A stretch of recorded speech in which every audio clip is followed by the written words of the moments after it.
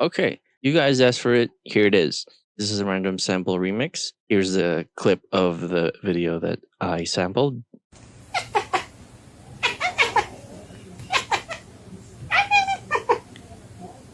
It's just a cat chirping. Okay, so, of course, first of all, I have obviously the main sample. The first thing I did, I chopped it up to this pattern.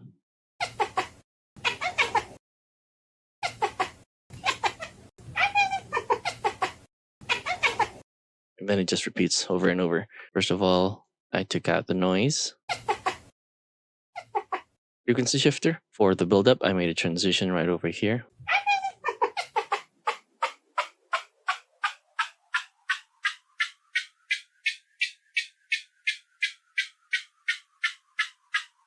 Yeah, so it just goes up and down. And next that I did is an OTT to beef it up.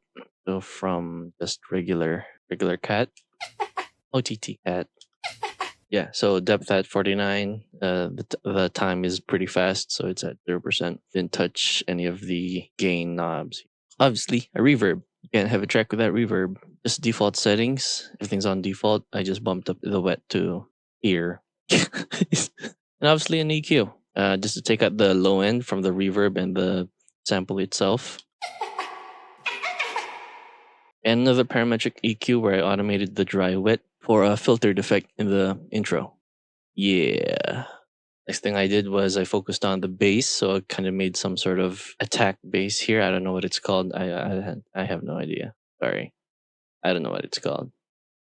I'm just doing my best here. Here's that sounds.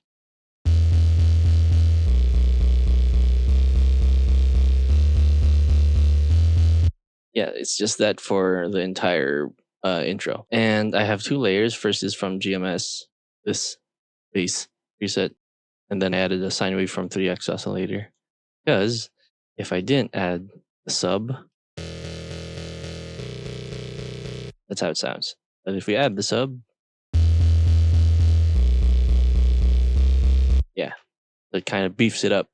So under processing, oh, did I write that? Oh yeah, I just forgot to rename the. I just forgot to rename the mixer track. All right. So for processing, I have Phonk, which is a free distortion plugin. And I bumped up the distortion amount and some OTT level here. Didn't use Fonts. I don't know what that means, but it does something different in here. Kind of changes the tonality as well. It's like, I think it's like a second distortion type or filter type. I don't know. Obviously, the OTT is just another OTT module from the plugin. The presets are pretty cool, actually. Go download it. It's free. It's from Xynth Audio, as far as I can tell. Is it? I don't know. Next is another distortion. We got Fruity Blood Overdrive, just a little bit of just a little bit of drive, and then I took down the post gain. Next is the frequency shifter. I believe I also used this in the build-up. Yeah, this is I used it here.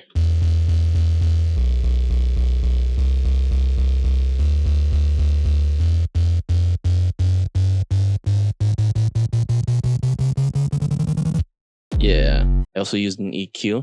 So without the effects, the bass sound is like this. And with effects, it sounds like this. Very, very chunky. Huh? So another element for the intro is these chords. Sounds like this.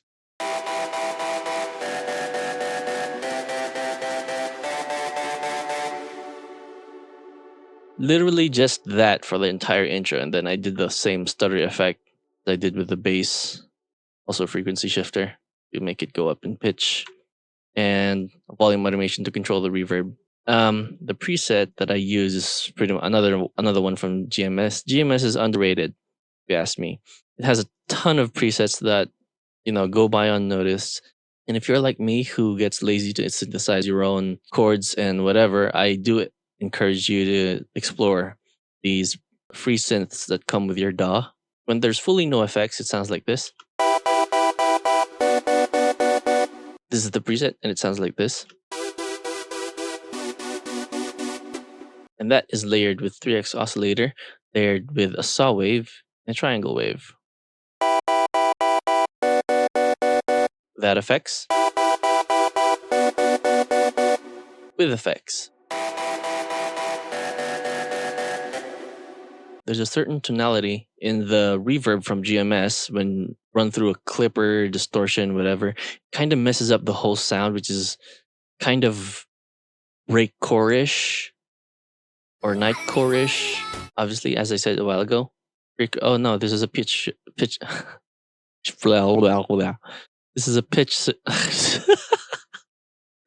This is a pitch shifter, not a frequency shifter. In case you don't know the difference between frequency shifter and a pitch shifter, a pitch. Blah, blah, blah. Why can't I talk? A pitch shifter pitches the shift. Shifts the pitch by a certain amount. You can have one whole octave, 2 octaves, up or down. And a frequency shifter messes with the frequency spectrum. Let's disable all the effects and just leave this frequency shifter for now and listen to the chords.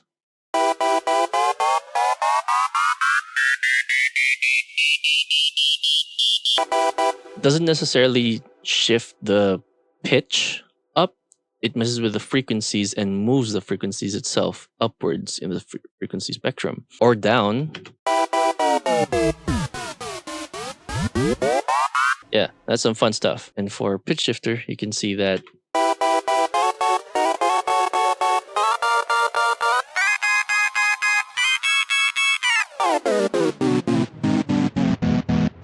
yeah, some fun sound design stuff right there. Okay, so obviously we got a pitch shifter for the build up.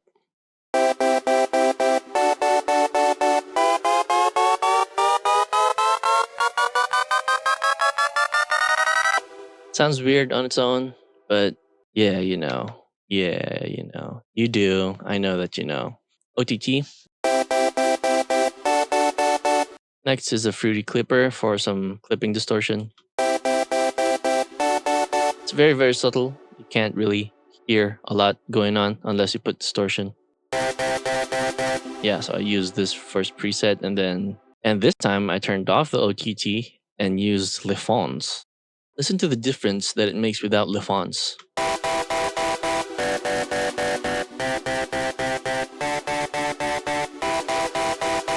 You get that really sizzly high end in the frequency spectrum. Another reverb to add more space despite it being very distorted. You know, it adds some sort of ethereal value to the chords.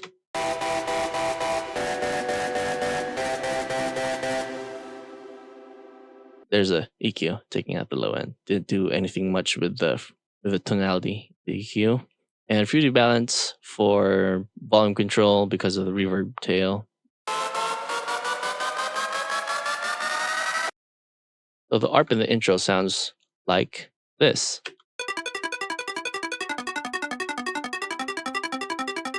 It's just this preset from within Flex. Yeah, so in a chorus spreader for stereo widening, EQ taking out low end, and balance for volume automation. It doesn't pitch up in the build up. Just fades out. Yeah, there we go. Next thing I did is I started with the drums. So kind of went for a drum and bass approach here. Also filtered in the drums intro.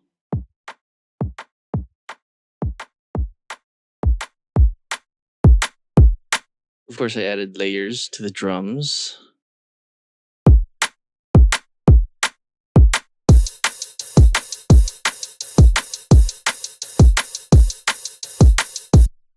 Jesus Christ, I need to get better at organizing these projects. Okay, so here are the drums for the drop.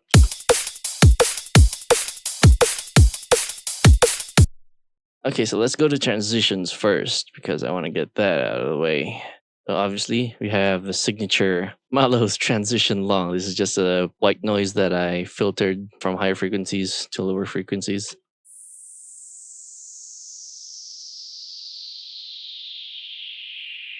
I use this in every single one of my songs. if you have a good ear enough to hear it, you would notice this is the same white noise sweep down that I use, and sometimes I like to like reverse it. So we have a downlifter, so have an uplifter. Yeah, but in this case, I didn't do that. Take that out for now. We got another signature sweep.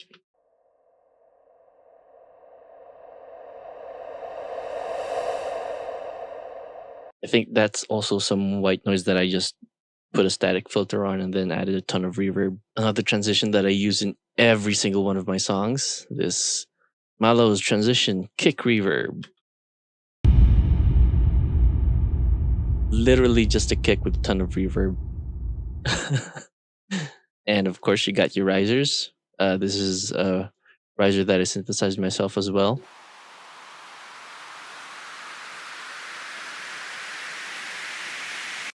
Just reverb that I actually distorted a lot. That's it. I bumped up the in here, but if I take that out, the white noise actually sounds like this originally. Yeah, so that was a little bit too aggressive for a somewhat chill intro, so I wanted the transition to be a lot more smoother for the drop. I mean, at least until the drop. And I layered the white noise riser with something from Ghost Hack.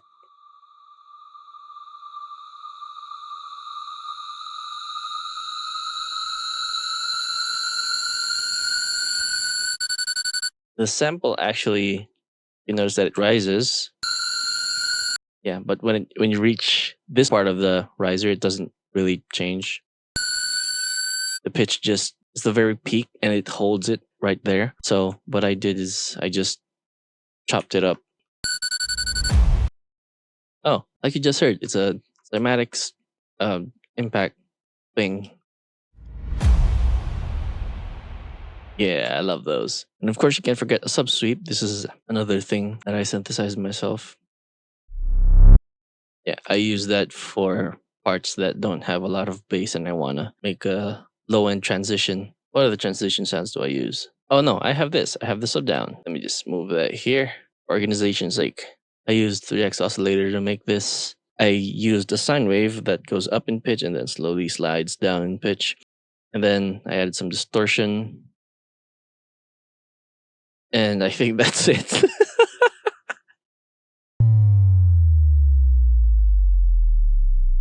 Yeah, that's the sound. That's a sine waved. Here's another transition. Now for the fun part. We're going into the drop. Yeah, so I use the cat again for the main instrument here. Obviously, without effects, it sounds like this.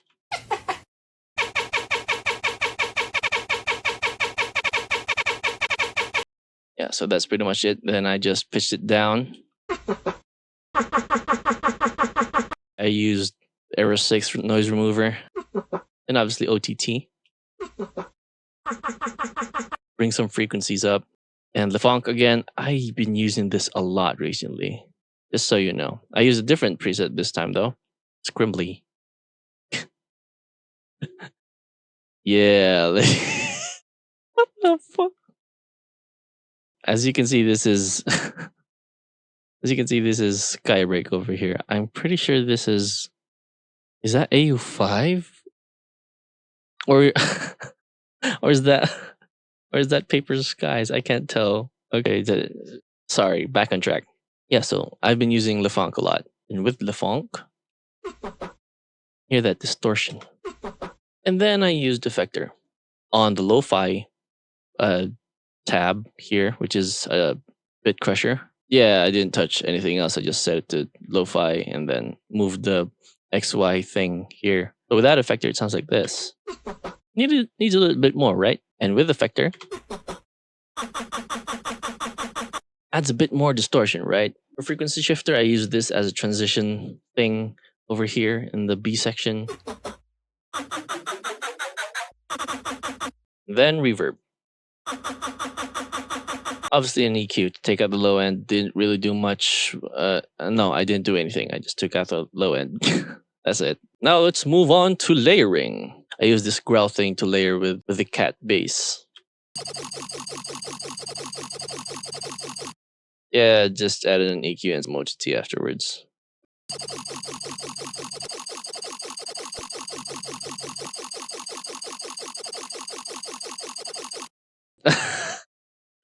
It's just a default preset of OTT. Oh, there we go. There's this a sustained bass. Obviously, I took out the low end because there was a ton of low end reverb to put into the towel filter, which just does this stutter thing. Here's without towel filter, and towel filter kinda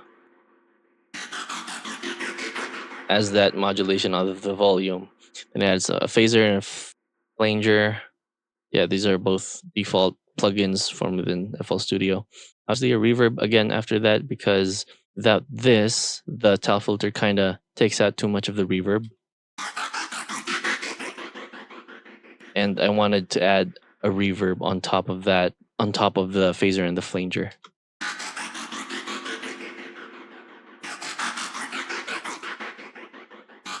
It's a bit more wet, if you know what I mean. And I took out some more low end here because you just never know. Some other stuff might be happening. So we don't want to phase with the bass. Ooh. For the B section of the drop, I made another fake out, and then as a transition, I added this zap. Nothing much, but you know, it's something. It adds something to the whole track. Obviously, I added some background layers here. This is a bass sound that I made myself. I call it triple. I don't know why. I think I did this in triplets. So obviously added the Phonk OTT. I added a freeform phase because this is kind of transienty. You listen to it.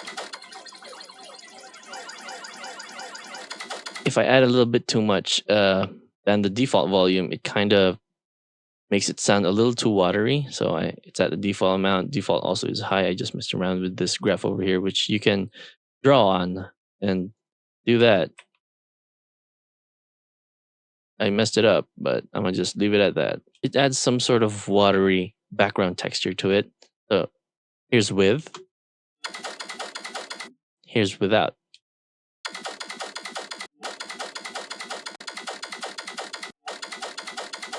Rudy Soft Clipper, I turned the threshold all the way down. Then I don't know why it doesn't even reach 0 dB.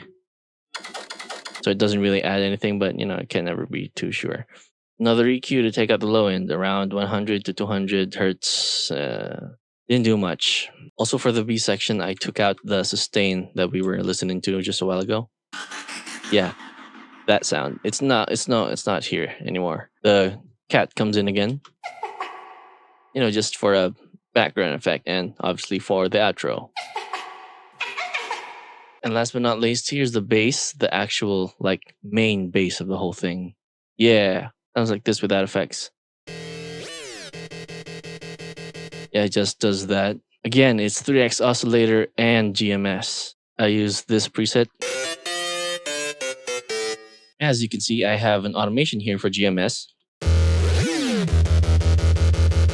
And you can actually see here that I am automating the modulation amount to make that wow. So if I hold a note, there we go. And if I turn up this modulation amount,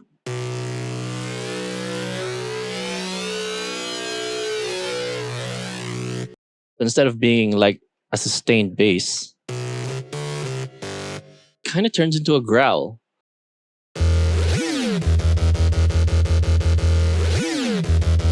Yeah, so that's a cool effect. That's another trick from yours truly. Yeah, and then I layered it with the sub, like just a 3x oscillator from the bass from the intro. We got that, but without the sub. A little too thin for a bass, right? So sub. Very chunky, especially with the effects on the bass itself. We added a very high amount of distortion on the first preset here in the Phonk. Also added some OTTs, then the fonts. I really don't know what that does, and I would love to know. Obviously, some EQ just so that it doesn't phase out the sub frequencies. I don't want it to mess up the clean sub that I have over there, and a clipper. You know, just to keep things level. You may notice that I do turn down the threshold all the way down a lot in my songs. This is because I like the distortion that happens when something clips, especially for basses. I sometimes use this on just sub basses or bass in general. Like if I had a growl, I would have a soft clipper at the very end. Sometimes I play with the post gain just to make sure everything is leveled, and it runs through the sidechain. Oh yeah, the ARP and the chords come in the B section of the song too. So zap thing is at the end here. Generally a pretty simple project. I didn't want to overproduce something that's just a random thing. So another project in the collection, I guess. So all right, so that's everything. I do hope that you learned something from the process of how I make this. Let me know what you think in the comments. Also, please leave a like and subscribe, please. I need it. Subscribe. Okay, time to listen to the song. Enjoy.